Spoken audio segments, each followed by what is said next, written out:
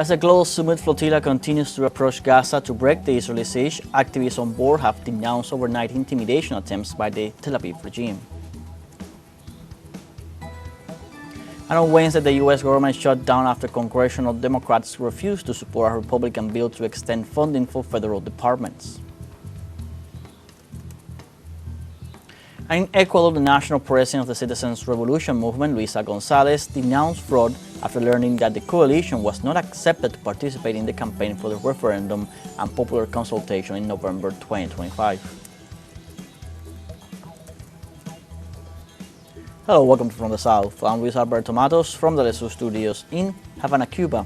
We begin with the news.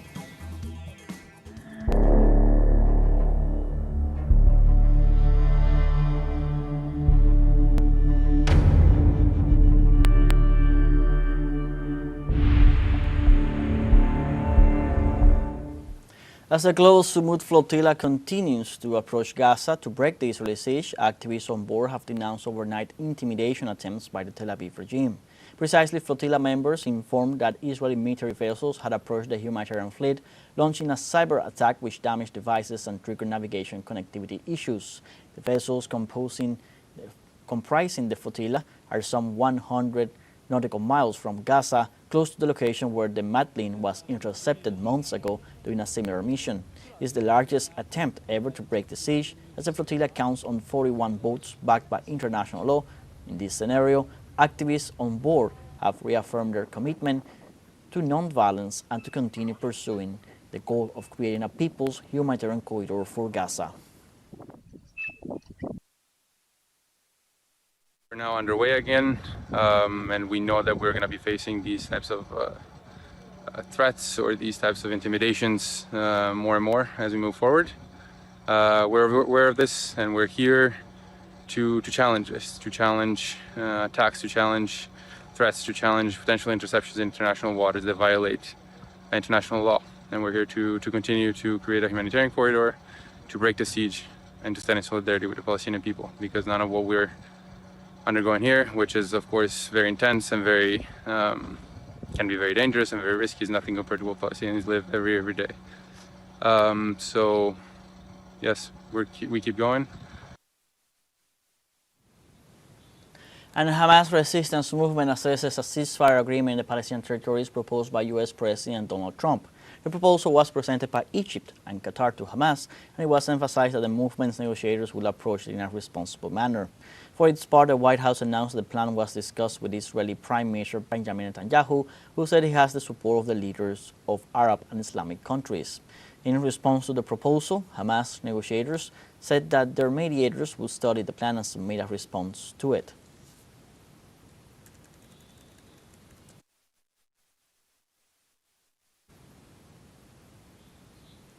In Morocco, protests demanding improvements to public education and healthcare reached their fourth day of riots and clashes between protesters and security forces.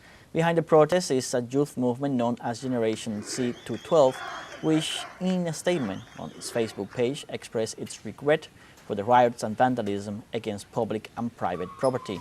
The Moroccan prosecutor's office announced that 37 people will be processed for their participation in the protests, including 34 who were released on bail, whose trial will begin on October 7th.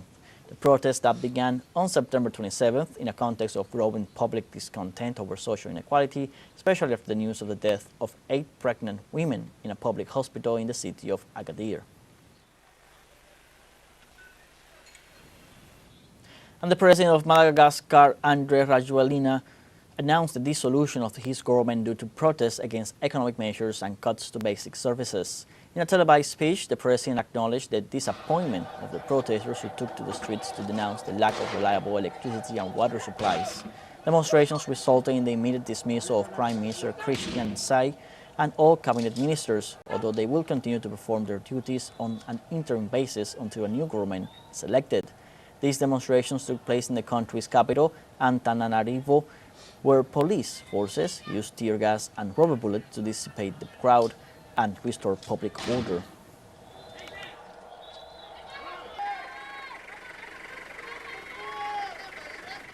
And on Wednesday, the U.S. government shut down after congressional Democrats refused to support a Republican bill to extend funding for federal departments.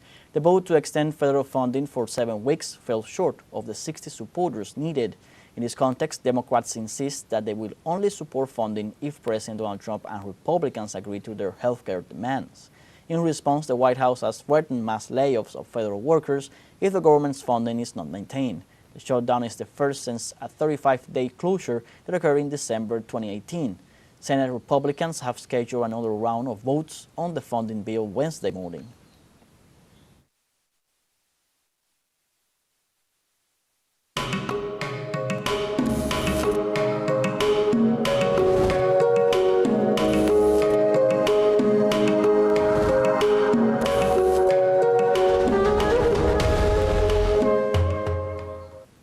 The 27th Santo Domingo International Book Fair is held in the Dominican Republic in honor of the renowned Dominican historian Frank Moya Pons. This year, the event's guest of honor is the Latin American Literary Fairs and Festival Networks.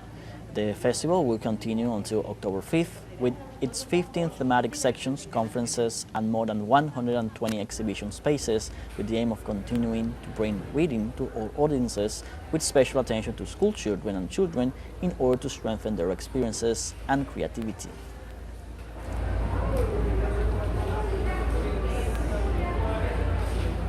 And in Cuba, at the House of the Americas, the book Fidel and the Palestinian and Arab Cause by former diplomat and writer Raul Rodriguez Ramos was presented this Tuesday. This author highlights the military leader's position on the situation in Lebanon and Palestine, as well as Cuba's stance on protecting the interests of both countries, focusing on the 1982 Lebanese conflict. From this perspective, Rodriguez, who was a diplomat in Lebanon and Libya, shares his experiences, analysis, and historical memories in his writings. He highlights the commitment of Fidel to justice and the self-determination of nations. The editorial note emphasizes that in these times, it is essential to record the history of the fictitious conflicts between Israel and Palestine. El triunfo de la revolución, Since the triumph of the revolution, Fidel realized that both the Palestinian and Lebanese movements were movements rooted in human nature. The Palestinians were defending their dignity, their Palestinian essence, because their lands had been conquered by the Zionist enemy, and they had to fight for the land of their grandparents and ancestors to be freed. And in the same way, the Lebanese, you cannot talk about Palestine without talking about Lebanon. Pese al genocidio y a la injusticia, Despite the genocide, injustice, and pain we experience in Palestine and Lebanon, where we lose every day children to malnutrition and bombs, where we lose our homes, peace, security, and tranquility, we will continue to hold on to Fidel, to his revolution, to Fidel of the poor, to Fidel of the oppressed and persecuted, to Fidel of the resistant fighters who never give up because of all the agreements they make, and all those who protect their seats and their economic privileges and sell the rights of their peoples. Now, have a first break coming up. Remember, you can join us on TikTok at teleSUR English, where you'll find news in different formats, news updates, and much more. And we'll be right back. Stay with us.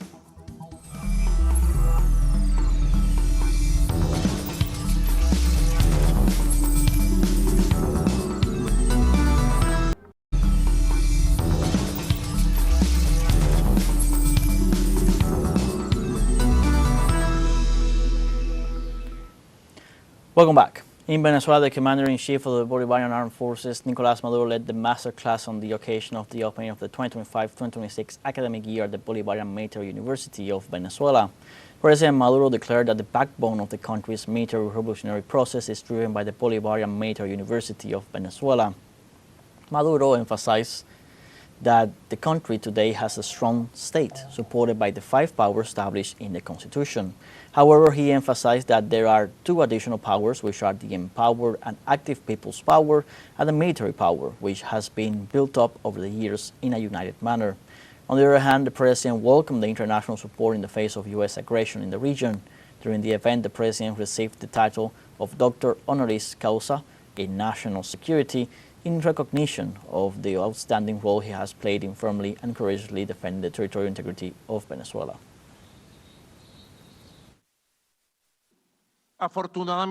Fortunately, thanks to our Commander Chavez and the brilliant minds of an entire people, Venezuela has a geopolitical vision and brilliant diplomacy.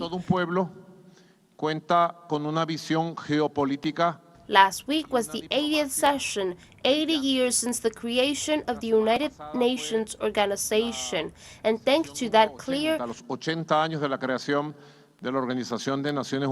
persevering vision and a brilliant diplomacy of peace, we had absolute success with resounding support from all regions, from the overwhelming majority of the countries for our right to sovereignty and peace.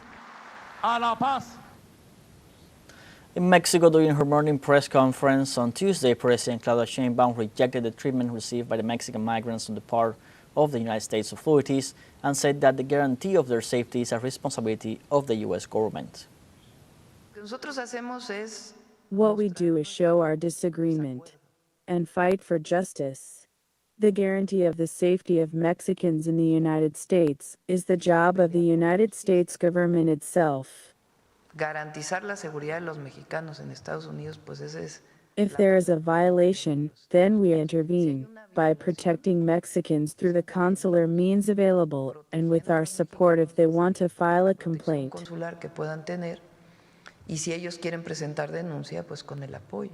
In all the forums in which we are present, in all of them, including the President, it is our job to defend Mexicans abroad. In Mexico, an effigy bound in the shape of a scorpion made of travertine stone was located in the Tehuacan Valley in Puebla.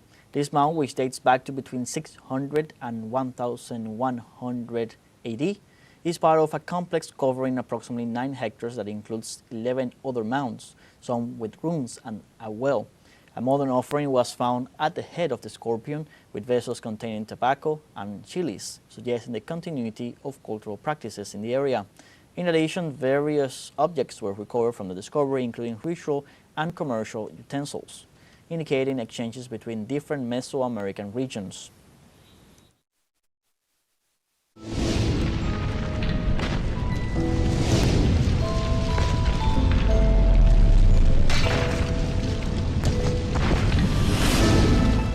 And in Mexico, 11 municipalities in Jalisco have reported damage from a storm due to flooding and rising streams and rivers.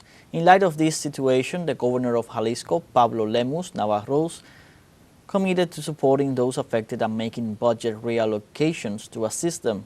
Lemus assured that the mitigation efforts will be strengthened through the construction of a regulating reservoir in the Colmena de Miramar area. With these measures, the state government seeks to immediately respond to current emergencies and, at the same time, move forward with preventive infrastructure to reduce the risk of flooding in the city.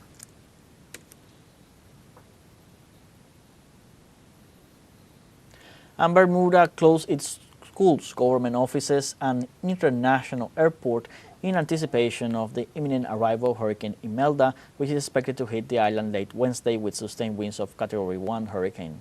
The Minister of National Security, Michael Wickes, announced at a press conference that Hurricane Imelda will bring sustained winds for at least 6 hours, accompanied by heavy rains that could cause power outages. Schools, government offices, and the airport will remain closed, while bus and ferry services have been suspended. In addition, an emergency shelter has been set up to protect people. We have our second break coming up. Before we invite you to visit our Facebook page at teleSUR English, there you'll be able to watch our top stories, special live coverage, and much more. Follow our page and activate the notification button to stay up to date on the world's most recent events. A financial break. Don't go away.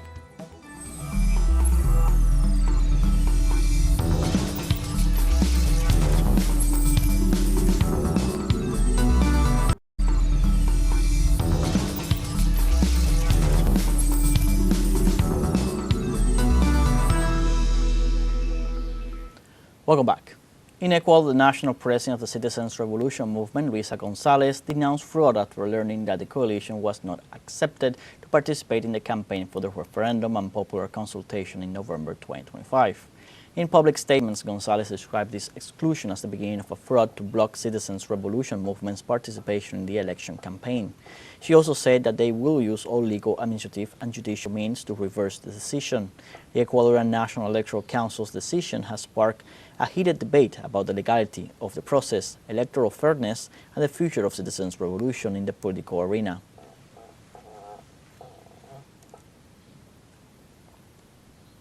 Also in Ecuador, students and social organizations are calling for a mobilization on Tuesday as part of the protests against the increase in the price of diesel. Student unions of the Central University of Ecuador, supported by the environmental groups, artists, and social movements, called for a mobilization in the Plaza Indoamerica in Quito. The call comes in addition to the protest promoted by the Confederation of Indigenous Nationalities of Ecuador, whose mobilization has gained special strength in the province of Imbabura in recent days. The demonstrations have extended for 9 consecutive days, while those affected say they will continue on the streets until their demands are met.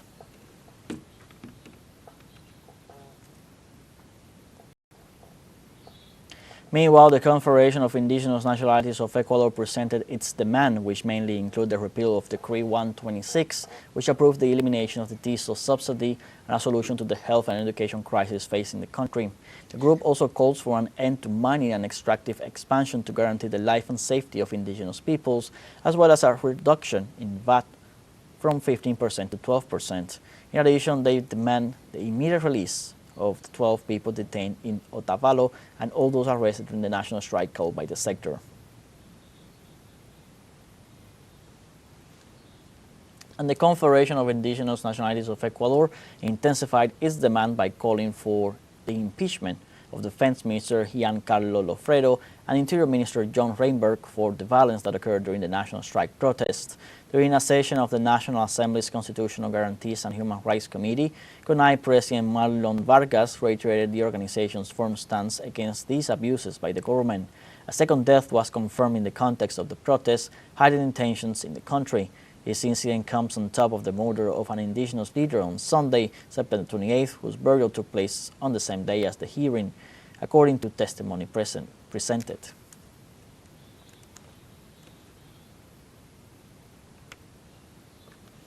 The National Electoral Council of Honduras met the deadline for the final electoral census for the general elections on November 30th, enabling 6.5 million citizens to vote in a process that seeks to guarantee transparency. Of the total eligible population, which represents a significant part of the country's almost 10 million inhabitants, 500,000 new young voters stand out and are joining a democratic exercise for the first time. To this figure are added another 500,000 Hondurans who reside abroad, mainly in the United States, who will also have the right to participate. On November 30th, political forces will compete for positions of presidential, deputy, and municipal leadership.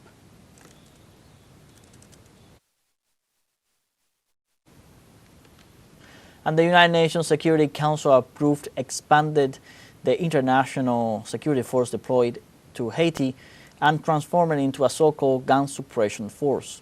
According to the resolution, the force will have a mandate of 12 months and will work with local authorities to neutralize, isolate, and deter guns, secure infrastructure, and seek to secure institutional stability. The resolution raises the ceiling of the force personnel from 2,500 to 5,550. The text also requests that the UN Secretary General establish a UN support office in Haiti to provide increased logistical support amid the Caribbean nations' overlapping security, humanitarian, and political crises. The resolution was approved by 12 votes in favor and none against, while Permanent Security Council members China and Russia, along with rotating member Pakistan, abstained from the vote.